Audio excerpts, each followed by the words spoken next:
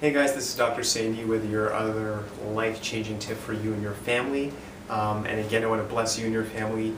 This year in 2013, we're really going to change the focus of the office where we definitely want to help people heal, but we're looking at getting entire families under care, whether there's a health problem or not, or if they've had a healing experience chiropractically, getting them on some kind of maintenance program. Because I can tell you, after being in practice for 10 years, the biggest frustration I've had is that having people do phenomenal well. Hey, Dr. Sandy, I feel like $1,000,000. I'll call you when it hurts again. And then we have to start all over again, new health issues, actually worse health issues, more crisis care. And after a while, you just get burnt out. It's so frustrating because you feel so bad for the patients coming to you. What we want to do is help people heal. Once they heal, maintain it. And that is the focus. And in fact, we want to start seeing people before there's a health issue, much like going to a dentist.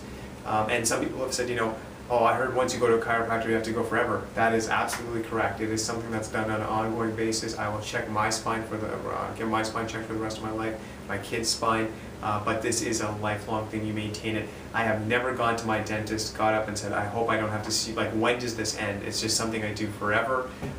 Because also the thing is, when you see the benefits of how it's changed your life, why would you want to go back to where you used to be? And again, there's a lot of people who look at chiropractic like an aspirin, crisis intervention. My back feels great, I'm done. When it hurts again, I'm going to do that. The scary thing with that way of working is that what will happen is the spine will actually continue to break down, deteriorate internally. And here's the biggest thing is we've had some patients say, well, anytime I come to see Dr. Sandy, the pain goes away, and every time you wait till the pain comes back, you're rolling the dice, because one time you come and you're, well, my numbness usually goes away in 10 visits, so I'll just wait till it comes back again. There's a chance, and the risk is that it may become permanent one time. So God will give you a second chance, a third chance, but if you keep abusing your body and not maintaining the spine, you could end up on drugs for the rest of your life and painkillers. You may need a surgical intervention, and the saddest thing in that whole story is 100% preventable. So we're prevention-based, and we want to, again, hardcore this year, also teach you tons about nutrition, personal changes I've made, fitness,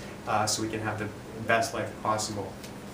So one thing, if I can recommend, and I've been following them a lot on the internet, and I'm a huge fan of them. You guys have probably heard of something called a Primal diet or a Paleo diet. Basically eating like our ancestors did thousands and thousands of years ago. So a beautiful website I would recommend is Mark's Daily Apple. Just beautiful the way he writes, the way he gets some concepts across about fitness, nutrition, and you may say, great, I'm on board, follow it 100%. Even if you can follow some principles, it does make a change, and I want to refer to one of his articles. So he wrote a beautiful article on things we should never stop doing that we did when we were a child, and we kind of forget as we get a little bit older. So number one, he said we always should practice climbing as much as we can, and obviously, within certain limits what your body can handle. But personal story, I went to pick up my son. It's cold outside, so we always run into the car, we run back home. This time there was a park right beside his school, so me and him were playing. I was on the monkey bars, we were jumping around, but just using your body. And if it's cold, bundle up, right? Spring's around the corner, but bundle up, get out there, move, do different types of movements. Remember what it's like to be a child again, and get out there and start moving. The other thing as well is also making sure that, and this is a completely different principle, we know we should be active. Great thing about kids, and I can tell you from personal experience, they're brutally honest. And what they've actually, because they're so in tune with the truth, that's all they know. So when you ask them a question, their opinion, they'll always tell you the truth. They don't know how to sugarcoat it. That's all they know is the truth. And as we get older, we learn how to suppress our emotions, maybe keep stuff inside. And from childhood, we should get back to that, getting stuff out, just being truthful, just like kids. It's a freer way to live, and I can tell you, bar none, your health will absolutely be amazing. The other thing as well, which we obviously teach our patients, is letting go of things, not carrying grudges. Younger kids, they'll fight. I can tell you my two kids, they like to fight one minute, the next minute they're hugging each other, they're playing, they let things go. And we can look at kids, we used to be like that, but when we get older, we hold grudges, we get bitter, we're like, I'm going to teach that person a lesson. It's not a way to live. We got to be more childlike. Another thing he writes about is just taking time to meditate, daydream, and even if, as cold as it is, if you can find a spot in your house or maybe a good coffee shop where the sun is just really coming in strongly, 10-15 minutes, just, lying there, feeling the sun, getting your vitamin D, but just relaxing and, maybe staring at the clouds, maybe doing some drawing, just to let your mind unwind, getting in touch with your creative side. going to bed early, and I'm the first one to confess I'm totally guilty of this, but we know when we look back at our ancestors in time, they slept with the cycles of the sun. So when it got dark, they'd go to bed when it was bright and early. And things have obviously changed, and I'm not going to lie with the technology, thank God for technology, but our sleep rhythms are totally out of sync. I am guilty of definitely going to bed late at times because I have a passion for reading and learning.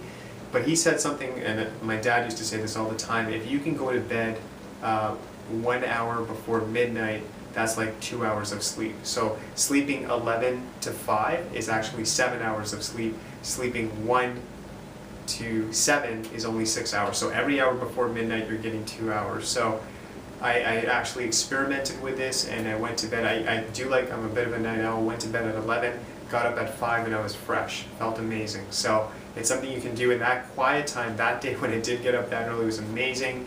Got a lot of stuff done. I had some quiet time, planned out the day. It was very productive. So something you definitely want to explore. Just like kids, they sleep with the cycle of the sun. Another thing we know for amazing health, laughing. You know, we're so busy, we're go, go, go. I think in my books, you should be measuring your life. Obviously, you look at your bank account, you look at your relationships. How much do you laugh? You know, kids are always laughing. They find everything funny. They're very spontaneous. And they've done studies where, you know, when you're a child, you laugh 100 times a day. When you're older, you're lucky if you laugh 3 times a day. So your body needs it. Mentally, chemicals come out that keep you positive on every level. It's amazing. It's something we need to bring back into our lives. Reading, I'm obviously passionate about that. Reading with your kids, reading for yourself is awesome. And making time to play games. You know, maybe going to a mini putt range, going bowling with some friends. But the body, you know, sometimes we think of exercise as a formal going to the gym and focused and don't laugh, it's got to be serious. You can have fun with it, and you should make it fun. So I just wanted to share some of those tips. We're going to give you tons of information. The other thing I was going to say, information-based, we're sending you these videos. Please visit Facebook. We are shooting for almost daily, putting up a research article. We just want to give you tons of information this year for health and wellness, change as many families as possible, and we'll be here for you through that journey. God bless. Please tell your friends about us, and we love you.